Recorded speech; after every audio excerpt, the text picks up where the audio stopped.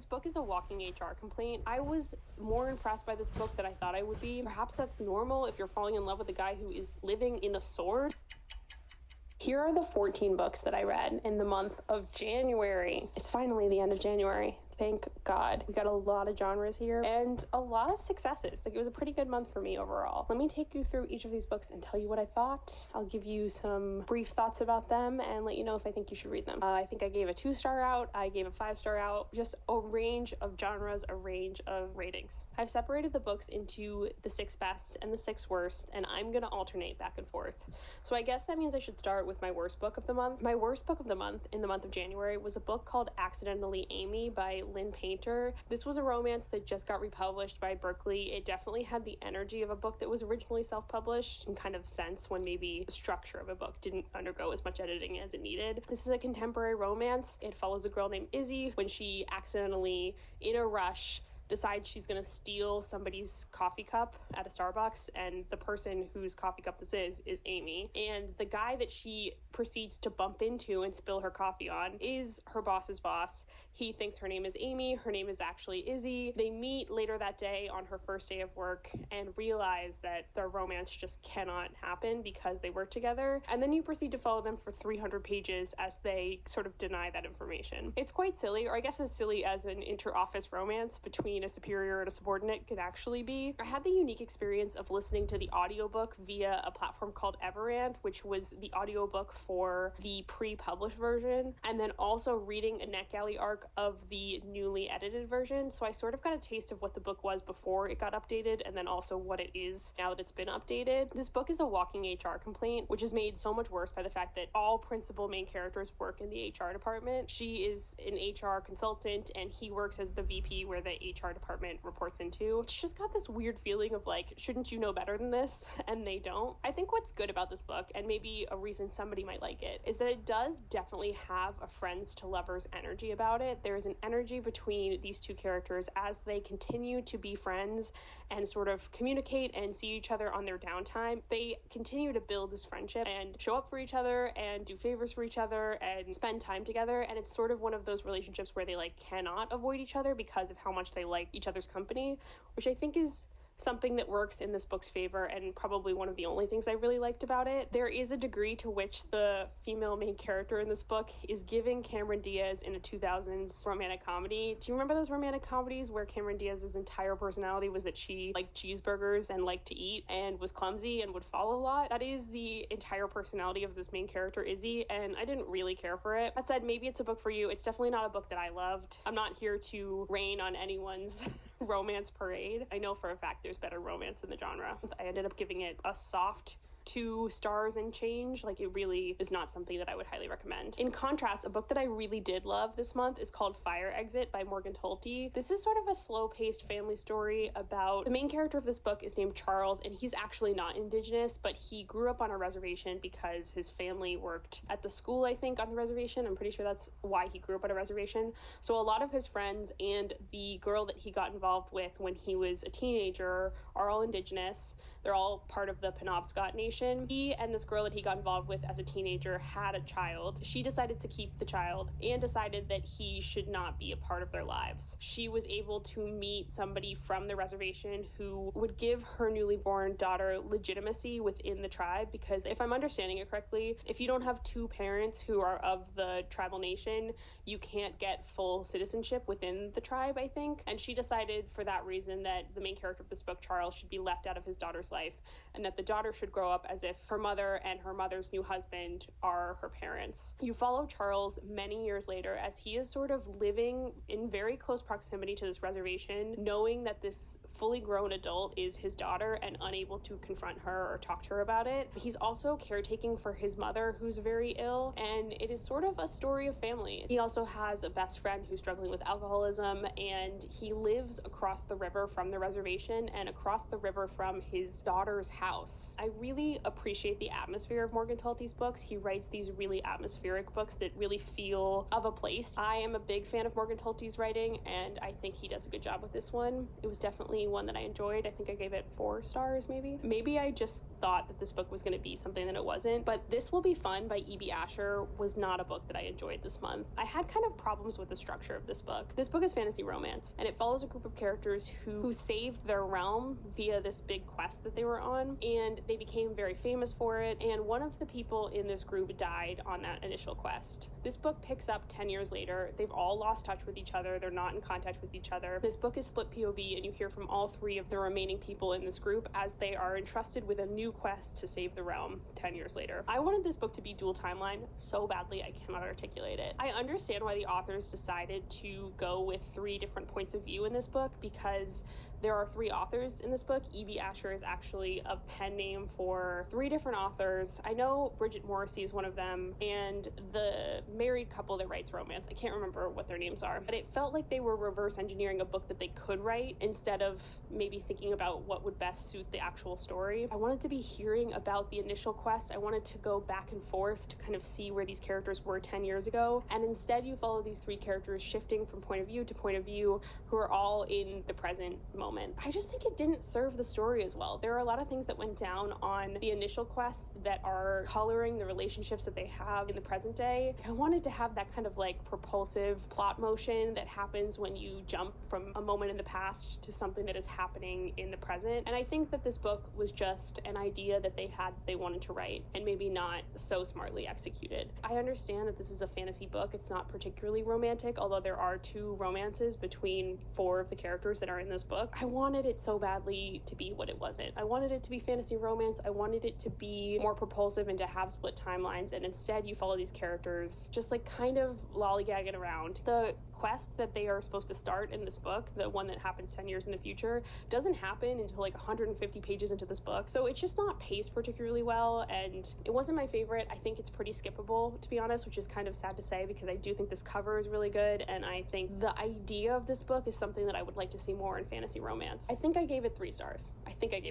I'm not even certain of that. The next book I'm going to tell you about is called The Anthropocene Reviewed by John Green. This is a book that I really, really loved, so much so that this is actually my 3rd time reading it, I think. This is a really special essay collection that John Green wrote during the pandemic. It is an essay collection about things that fascinate him, but it's also sort of on a macro level about what it means to assign a numerical rating to something in culture. This is something that has kind of taken over the world with Amazon's 5-star scale for products, with Goodreads 5-star scale for reading books, with Letterboxd, and all of these other platforms where you can rate pieces of media and things that you've experienced. With this book, he wants to take a look at that phenomenon and what it means to assign ratings towards experiences and things that are out in the world. I think this essay collection is best consumed in a very casual way. As with maybe every essay collection, but especially with this, you are going to encounter things that John Green is just fascinated by that you maybe don't care that much about. And that is kind of the experience that I've had with this book multiple times, is that there are chapters that I just don't care that much about. But the chapters that I do care about are so goddamn important to me. I can't even talk about it. There's a chapter called Harvey where he talks about his own struggle with mental health. There are just some really, really excellent essays in this essay collection. I think the parts of this book where he talks about his own mental health, about his familial relationships, and about his history working as a chaplain in a hospital are some of my favorite chapters. I also think from a macro standpoint, the concept of doing what he's doing with this book, which is rating things that you maybe wouldn't normally rate, is so smart and so interesting. I think this is a ripe area for more conversation. I wish there were more people talking about the rating scales in the world and how we are so eager to assign numerical value to things. Like maybe there is an ambiguity to the way that we are all experiencing the world that cannot be articulated, and that is why we rely so heavily on the numerical scale. It's such a genius story structure to approach this essay collection with. I've read this book a number of times, and with that I say confidently that I will continue to read it. I think if you've somehow managed to escape this book in the last 4 years since it was published, 5 years since it was published, I would highly recommend you give it a shot. I think it is something. It's something. It's gonna affect you in a specific way, but I do think it's a very powerful piece of work, and I really would highly recommend it. I guess I struck out a little bit on fantasy romance because I also picked up Swordheart by T. Kingfisher, which I thought was gonna be a new favorite book. It follows this widowed woman who is living with an older male relative, a relative of her husband, I should say, and what happens when he dies and leaves her his house. And then other relatives come out of the woodwork and try and push back. And she's suddenly dealing with these relatives that she doesn't like very much, who are very mad that she's in possession of this house. And she decides she wants to kill herself. And to do that, she is going to unsheath this sword that has been sitting on the wall of her apartment for the entire time that she's lived in this house, and she is going to impale herself on it. Little does she know, when she unsheaths this sword, a swordsman is going to come out, and that is the male love interest of this book. It turns out the sword that has been sitting on her wall this entire time is magical, and with the sword comes a swordsman who is sort of immortal and whose only job is to protect the person who has unsheathed the sword. And she now has this sort of bodyguard who she's traveling with as she's trying to escape this house where her relatives have sort of kept her captive while they try and negotiate her marrying back into the family so that the money and house can remain in the family. And they end up on this journey together where they are ultimately trying to find people that can help her prove that she has lawfully inherited this house, and romance kind of ensues sort of slowly as they get to know each other. This book had kind of weird pacing for me. I didn't always love the pace of it. I felt like the romance took off kind of slowly. Perhaps that's normal if you're falling in love with a guy who is living in a sword. I don't really know. There were some interesting side characters that I really cared a lot about, but I think in inserting them into the book, it kind of poured a little bit of water on the romance in the center of it, which is really what I was reading for. I didn't hate this book. I actually thought it was like kind of charming at various points. I just saw the potential in it and I was so excited about it, and it just did not live up to that expectation of mine. I wouldn't advise against reading this. I know a lot of people who love this book. I just wish I was that person, and I'm not, and that makes me a little upset. The next book I'll tell you about is a library book, so I don't have a physical copy. This is called 4 Weekends and a Funeral. I really loved this contemporary romance story. It follows a woman who was broken up with by her boyfriend a couple days before he suddenly passes away in an extreme accident. I think he's doing some sort of extreme sport and he suddenly passes away. And she shows up at his funeral expecting everyone to know that they have broken up and that she's just there to mourn quietly as his ex-girlfriend. And what actually happens is that no one at the funeral knows that they have broken up. Everyone treats her as his girlfriend still, and his sister decides that in order to preserve her parents' memory of her brother who's passed away, she would like to preserve the image of him as a guy who has a steady girlfriend and settles down and has his life together. And so she asks this ex-girlfriend to pretend that she is still his girlfriend for the funeral. That is part of the reason why when her ex-boyfriend's parents decide they need to clean out his apartment, they ask her and his best friend to do it over the course of 4 weekends. I don't think she's ever met this best friend because he is a childhood friend and he lives a little bit further away. They don't really get along. She has this idea of him as being kind of grumpy, and as they start to clean out this apartment together, they realize that they have misunderstandings of the other person, and they both have a lot of baggage that they are carrying over the loss of their friend and ex-boyfriend Sam. I really love this book. I don't know what to tell you about this except that it was sticky. I read this book and I thought it was okay. I thought it was an okay romance. I thought, wow, that was cute. I'm glad I read it. And then I found myself going back to my library book over the next successive days and rereading passages of it. Passages where they expressed feelings towards each other, passages where they were showing up for each other, where they were trying to push each other to confront the grief that they were experiencing and the ways in which they were limited by their relationships with Sam. And I just thought it was really special. Like, I had this moment reading it where I was like, this is actually a very special book and I really, really love it. There's only a small pile of romances that I feel like I loved so much that I'm like, I need to get back into that book, and this is one of them. I think that speaks something to its quality. It's not for everyone. There are definitely some cringe bits that are kind of present in a lot of contemporary romances, but definitely present in this one. I understand that that's not for everyone, but I thought it was something special. I was taken by surprise by how much I really liked this. That is 4 Weekends and a Funeral by Ellie Palmer. I would highly recommend it. This recap so far has been heavily slanted towards the romance books that I've read this month, but I actually have read a lot of other things that are not romance. I'm pretty sad to be holding this book up. This is Orbital by Samantha Harvey. This is a book that a lot of people who I love and trust on the internet have given a very high rating to. It is the Booker Prize winner for 2024, and as I mentioned in the reading vlog where I read this, which I'll link somewhere, I thought it was going to be a new favorite.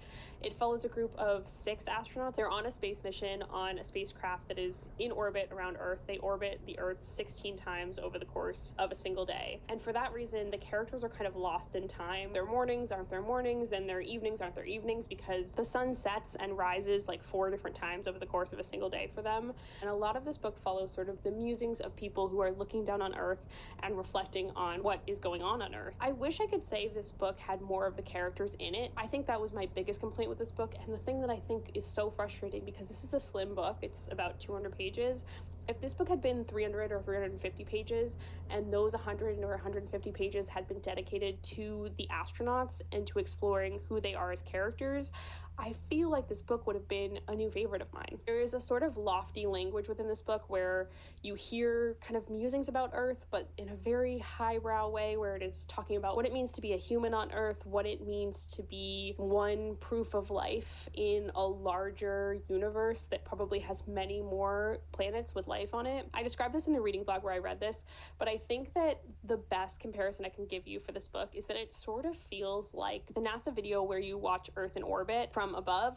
That's sort of how it feels. The entire thing kind of has this sort of like cooler detachment. Later in this book, there's a natural disaster that affects the Pacific Ocean. I don't want to say this is a bad book, because there are a lot of good things about this book. I think it reflected pretty meaningfully on humankind, on life on Earth, on the future of Earth and the future of humans on Earth, which are not the same thing. I wish there had been care for the characters in this book, and they're really not featured very heavily. I would recommend it to you if you like prize-winning books. If you're interested in hearing somebody talk in a very highbrow way about what life on Earth means, I think this book would resonate, but I don't think this is going to be a book for everyone. I thought for sure reading this book it was going to be a book for me, and it wasn't a book for me. So I think even if you think this is a book for you, it might not be. So it's divisive. I would still recommend it, especially because of its size, but not everything I wanted it to be. Not everything I want it to be, which is why it is in the bottom half of the books that I read this month. This is a book that I spent 2 weeks reading. This is Assassin's Apprentice by Robin Hobb. It is the 3rd book in the Farseer trilogy, which is the first trilogy in the realm of the Elderlings. This expansive fantasy series following these characters living in the 6 duchies, which is this kingdom. This is a thick book. This book is about 700 pages, but it's also the mass market paperback, so the actual published paperback I imagine is much longer. I really do love this series quite a lot. There is something about the main character. I'll tell you a little bit about the first book in the series, since I'm not going to tell you much about this because I don't want to spoil it. This series follows Fitz. He is the bastard of the future king. The current king is his grandfather. His father is the oldest son, and what happens at the start of this book is that the future king, his father, passes away, and for safety reasons, he, as a bastard of the king, is brought to live at the castle, this castle called Buckkeep. And there he lives in the stables with his father's sort of right-hand man, who is also the stable keeper. He gets taken under the wing of the king's royal assassin, starts training to be the assassin's apprentice. That is the title of the first book, so I don't honestly think I spoiled anything with that description. The first book follows him from his childhood all the way through to when he's sort of a young adult. The second book follows him as a young adult into his teen years, and this is sort of picking up when he's kind of, I think, in his early 20s, I'd have to guess. This book is interesting. It's very different from the other books. There's a different setting in this book than there is in the first 2 books, and I think that kind of threw me for a little bit of a loop. This book has a lot more movement in terms of where the characters are going. They're doing a lot more traveling. It kind of has the structure of a road trip story. There's a degree to which I can't really tell you what the characters are up to in this book, because it does spoil the second book in particular. You spend a lot of time with one particular character in this book, and a lot of the other characters are absent for 50, 100 pages at a time, which is probably the only big complaint I could give to this story. I understand that Robin Hobb with this book, which is the 3rd in a series, but also the first series in a series of 5 series, is building to a bigger story. And this happens with all fantasy books. Characters separate so that they can then reunite. With this book, you're definitely in the separation phase, where a lot of the characters who you come to love in the first 2 books are not in the same place at the same time. And that's all I'll tell you about this book. I think those were my only 2 complaints about this. I think that Robin Hobb is really mean to her character characters, so a lot of shit happens to people I really like in this book, but I also think it is a kind of perfect example of classic fantasy. I love the characters that she does write. I feel so attached to them. I think that there is such a smartness to the way that she weaves her stories together, and it makes me so inspired to continue on with this series. I'm really excited to see where these characters end up by the end of the series. I don't honestly really know what's going to happen. I obviously wouldn't recommend this to you if you haven't read Assassin's Apprentice, but I think Assassin's Apprentice is a great fantasy book that I would recommend to a lot of people. And if you like Assassin's Apprentice, I definitely think you should continue on, because you're just going to get more invested in the story and more invested in these characters. The next book I'll tell you about is a book that I thought was okay. Now that we're moving further into the books that I didn't like, the bottom half of the books, we're getting sort of towards the middle, and this book is fine. There's nothing wrong with this book. I feel like I'm going to give it kind of a mediocre review, and it's going to make you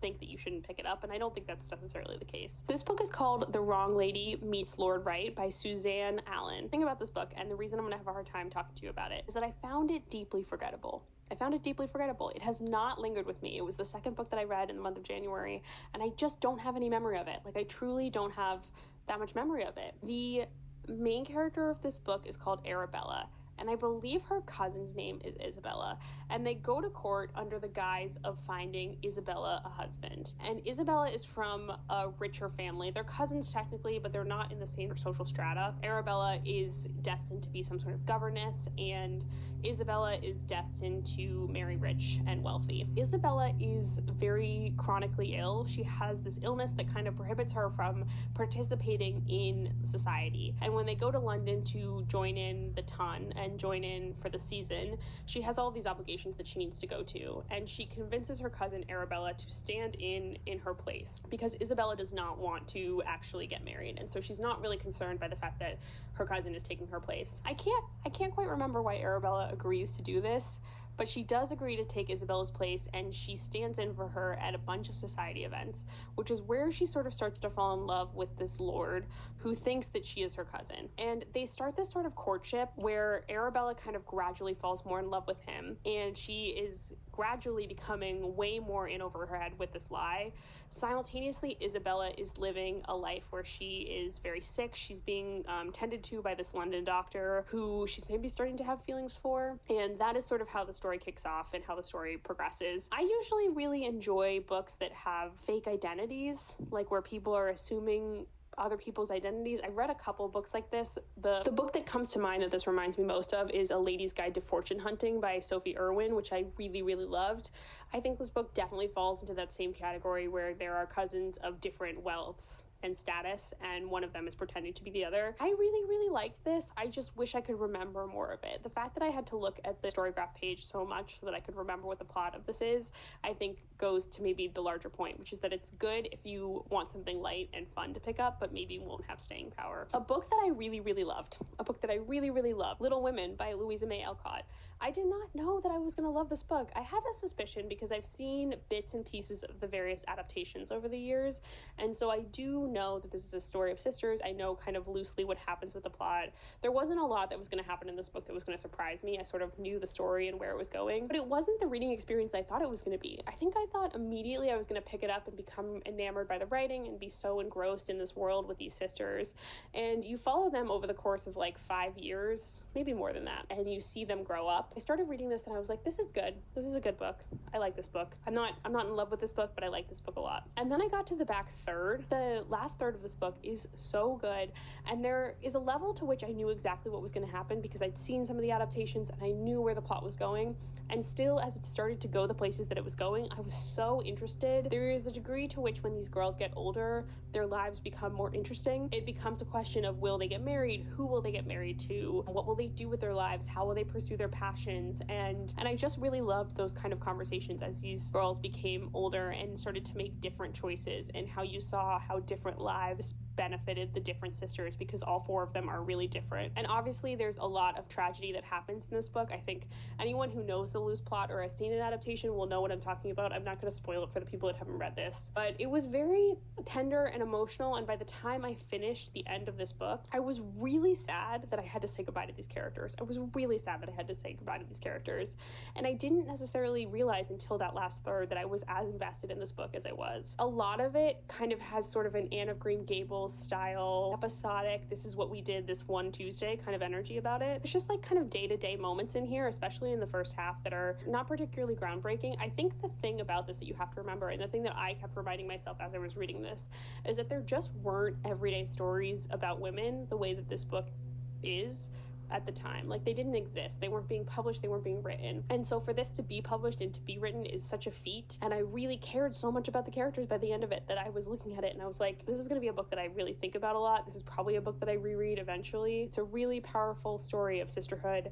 and a very powerful piece of feminist literature. So I love Little Women. I would recommend it to people, especially if you're looking to get into classics and you are like intimidated by them, or you're trying to find a classic that you think is more accessible. I think this would definitely suit. The last 4 books that I have to tell you about are some of my favorite books that I read all month, but also the books that I'm going to tell you about from the bottom half of the reads from January are also pretty good reads that I did really enjoy. Let's talk about Scammer by Caroline Calloway for a second. This is a book that had been on my TBR for a really long time. It was very kindly sent over by Caroline Calloway when it first came out, which I think was in 2023. Caroline Calloway, if you don't know who she was a pre what we currently know Instagram to be as Instagram influencer. She was writing these captions while she was studying abroad in Cambridge. She was at Cambridge University and she was an American girl. And she was writing these very kind of fairy tale inspired captions about her time at Cambridge. And that is sort of how she became really famous. She parlayed that into a book deal that then blew up when she was unable to turn in a draft of anything because of an addiction that she had to Adderall. And she was unable to turn in this book deal, and it was this massive book deal, and she came under a lot of heat for the fact that it blew up in her face and she had to return all of the money. And then she proceeded to try and be an influencer in New York City, and a couple misguided attempts to make money as an influencer landed her in some hot water at the same time as the kind of scammer movement of the 2019s, early 2020s, when we were talking about Fire Festival and Theranos a lot. For that reason, she was called out by a lot of media sites and a lot of journalists as a scammer. She was kind of a darling of the New York media world for a little while. Like, people were really invested and cared a lot about her. And the reason I say this is because I worked in New York media at the time. I had also been following her since before her book deal blew up, so I was also kind of a medium to long time fan of her work and of her Instagram captions that she was writing about Cambridge. It was kind of hard to watch, honestly. There was sort of a schadenfreude to seeing somebody who was an influencer get so much backlash, but also she got lumped into a category of scammers that she did not really belong to. This book is a memoir. It took her a couple years to write. A lot of what she had proposed in her original book deal was to be a story about Cambridge and about her experience as an American student in Cambridge, sort of like a fictionalized memoir of that time. This is not that book. This is a memoir about her time trying to get into Cambridge, her early adolescence and her early teen years as she was trying to get into college, and then sort of briefly her experience in college, and then it kind of pushes forward towards her experience when she was like working on her book deal or not working on her book deal, really struggling and grappling with an Adderall addiction towards the end of her college years, and then what happened afterward and all of the scammer years. Caroline Calloway is a very talented writer, which is part of the reason why she's famous in the first place. Like, that is where it all started, was with her Instagram captions, which at the time were unlike anything anyone was posting on Instagram. I think this predates Instagram Reels, so there wasn't that kind of content even on there. It was these beautiful pictures of her in Cambridge with these beautiful captions about what it's like to be an American princess in Cambridge, which was kind of her entire brand. You can totally see that in this book. There are so many brilliant turns of phrases in here, and there is so much kind of purpley prose that's just really, really well done. Does it need an editor? So badly. It needs an editor so badly. I think this book is exactly what Caroline Calloway is, which is chaotic and kind of inherently interesting and kind of captivating, and also disorganized and a little bit hard to love, but also authentic and unique and a little self-absorbed. All of those things are what this book is. Those are also kind of adjectives that I would assign to Caroline Calloway. I was more impressed by this book than I thought I would be.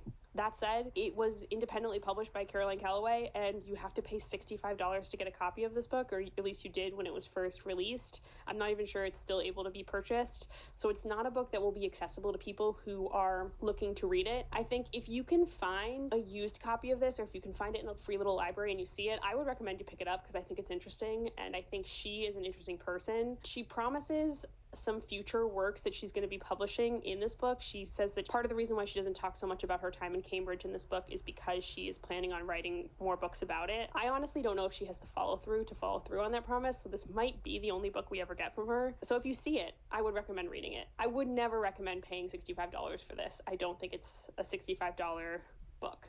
It's in the bottom half of the books that I read this month, but I still gave it 4 stars. So it's like, it's not a bad book. I would recommend reading it if you can find it cheaply. Which brings me to my 2 5-star books. I'm going to tell you about the first one first, which is James by Percival Everett. I talked about this at length in the reading vlog that I put out where I was reading this book.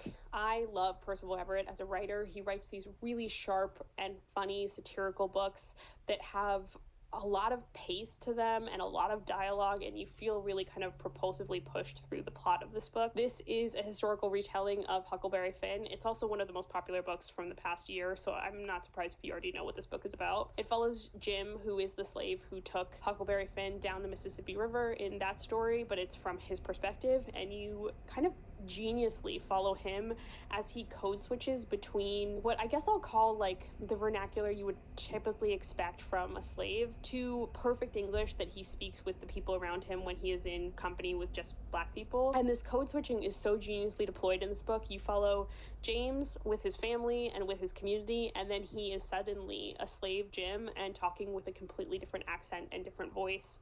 And so much of this book follows Jim and his kind of tireless and scrappy attempt to stay alive in this time period when his life, he literally could just die at any moment because the white people around him decide that he should die. And he is also a genius. Like, he's truly so smart. The way that he is navigating these environments that he's in and staying alive is so well done. I think this is a spectacular retelling. I love the way that this reclaims the narrative and puts it firmly in James's hands and in Jim's hands. This is going to be a book that's taught in classrooms. I think this is going to be a book we talk about for a long time. I've never felt more confident describing a book as a modern classic. I think this is a modern classic. Percival Everett is a really talented writer. This is the second book of his that I've read, and I would highly recommend everything of his that I've read. I think he writes sharp, funny, and really special books, and this is maybe my favorite that I've read so far of his. So this is James. I would highly recommend this. If you haven't been recommended it before, I would be surprised because it's everywhere, but just one more voice in that chorus of voices telling you to read this book. The last book in the bottom half of my reads for January is actually a pretty good book. This is called Portrait of a Scotsman by Evie Dunmore. Portrait of a Scotsman by Evie Dunmore follows one of a group of 4 friends who are all blue stockings.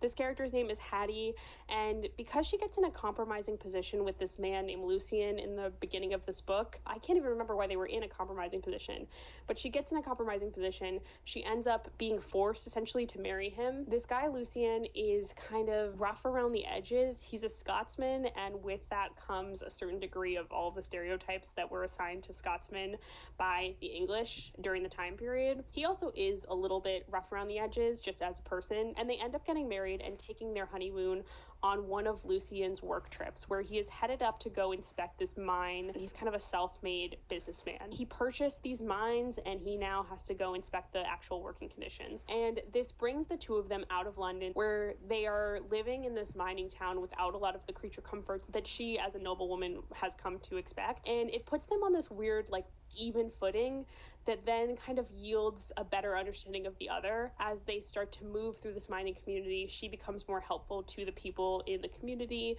He is trying desperately to figure out how to spare people's lives in this mine that is maybe not kept very safely. He has his own backstory of his experience working in mines as a child, and so there's like all of these layers to these characters that you are discovering as they get to know each other after they're married. It didn't have super staying power with me. That's my only real gripe with Evie Dunmore's books, is that I just never really remember what they were about after I finished them. They just don't linger with me the way that I wish they did. But I do really enjoy the way that she writes these feminist Regency era historical romances and the characters that she writes. There's always a certain mystery that is being solved. There's usually kind of a slow burn situational relationship that's growing between the two main leads that builds into a romance. Something that I do remember is really enjoying the way that this book ended and the way that she approached it. I think a lot of other authors could have taken a cheaper ending, and she didn't, and she held true to what was right for her characters, and I really appreciated that. Yeah, Portrait of a Scotsman is in the bottom half because it lacks staying power for me, not because I didn't enjoy it while I was reading it. I would recommend this to you. If you like historical romance, I would highly recommend this to you. I think this was probably the best historical romance I read this month, and I think I read, if you can consider This Will Be Fun and Swordheart also historical fantasy romances, this is one of 4 historical romances that I read this month, and it's my favorite, so I would highly recommend this. The last book I'm going to tell you about is my favorite book that I read in the month of January. I think this book is exceptional. I think it is so good. I will probably be thinking about it all year. It may go down as the best nonfiction book that I read in the year of 2025. That is Say Nothing by Patrick Radden Keefe. I've read this book before, guys. I read this book in 2021, I believe, maybe 3 years ago. And I thought it was good. I thought it was a good book. I thought it was very powerful. I didn't love it as much the first time I read it as I did the second. This is a book about the Troubles in Northern Ireland. That is the conflict between sort of the Protestants who were loyal to Britain and the Catholics who were loyal to the Republic of Ireland, living in Belfast in the 60s, 70s, 80s, and 90s. That is kind of the time period that we're looking at. This is a real conflict that happened. I think most people know about it, but if you didn't know about it, this is based on real events. And you follow some principal characters that are in this story. You follow a mother of 10 who is disappeared. A lot of this time period is categorized by a tremendous amount of violence, both by the IRA and the Provisional IRA, who are bombing certain areas of Belfast in kind of a sloppy way that does cause civilians to die in addition to British soldiers. Also by the British soldiers, who are ruining lives and forcing a lot of people in the Belfast community to frequently relocate, disrupting communities and killing people. And there is a really bloody and violent relationship between these two forces, this occupying force and then this resistance force in Belfast during this time period. The character that this book hinges on is a woman named Jean McConville, who is a mother of 10 who was disappeared one night in front of her kids. She's basically abducted from her apartment and her kids never see her again. A lot of this book sort of hinges around that mystery as kind of one mystery that is indicative of a larger time period that was what it was like to live in Belfast at this time. You're also following a lot of different characters. You're following a bunch of characters who were in the IRA. This book draws heavily, not necessarily on the actual material, but on the project that Boston College undertook in the early 2000s to catalog the experiences of members of the IRA and people living in Belfast about what it was like to live during this time period. While he didn't have access to the actual interviews, he has access to other interviews and other source documents about this time period, about what it was like to be in the IRA at that time. There was a policy within Belfast just generally that you should not say anything. If people ask you if you're in the IRA, you should say nothing. That's sort of where the title of this book comes from. Follow all of these different characters. You follow members of the IRA, you get historical context around some of the officers and some of the other forces that were in Belfast and in Northern Ireland at the time. It kind of moves you from the 1960s all the way through to the final peace agreement that happened in the 90s. You sort of follow these characters and you feel like you really know them, and you're starting to get to know their backstories and what they were doing at the time and the role that they played in this organization that was so top secret that it is massively impressive that Patrick Radden Keefe was even able to pull this book together. It's such a feat of investigative reporting. I'm so deeply impressed by Patrick Radden Keefe for getting this book to publish and putting it together the way he did. It also has some of the best breadcrumbs. The way that he tells this story, he drops breadcrumbs at the exact moment that you need it to propel you further into the plot and further into this book. It reads with the pace of a thriller. It reads with the pace of a true crime documentary, which is what it is. And it's heartbreaking. It's heartbreaking. It's violent. It's gut-wrenching. It is absolutely devastating to read and to remember constantly that everything you're reading is real and happened to real people. I just don't think there's such a thing as too many good books about resistance movements, and this is about such a powerful resistance movement in Ireland and sort of the tenuous settlement that they came to by the end of it. You also do get kind of more information about Jean McConville and her family as you move through the book, and it does sort of kind of bookend the way that the story is told. You hear from her at the beginning and you hear from her at the end. It's heartbreaking. It's so well written. It is the best nonfiction book I've read in a really long time, and I've read it twice. Like, I read it already. I do think you have to care a little bit about Irish history to want to care about this book, or certainly you have to care care about resistance to occupying forces, because I think those are kind of the two things going on in this book. You're hearing a lot about the fairly recent history of Ireland and of the separation between the Republic of Ireland and Northern Ireland. It is just so good. Guys, I could talk about this for an entire video. I could literally talk about this for hours. That's how much I love this book. That is the best book that I read in the month of January, by far. Now that I've yapped a lot, those are the books that I read in January. Those are 14 books, the books that I liked, the books that I didn't like. Those are the books that I read in January. What is the best book that you read in the month of January? Will you let me know downstairs? And if you've read any of these books, what did you think of them? Am I wrong about any of these? Am I right about them? Let me know. I would love to have a conversation in the comments about what you thought of them. That's all for me. I will see you in future videos. God knows what those will be. If you like this video, you can do all the things that people tell you to do. You can like, comment, subscribe, follow this channel, because I'm growing it from the beginning. I'm pretty new here and I'm just figuring out how to be here, and I'm glad you're here too. So thanks for being here. Okay, that's all.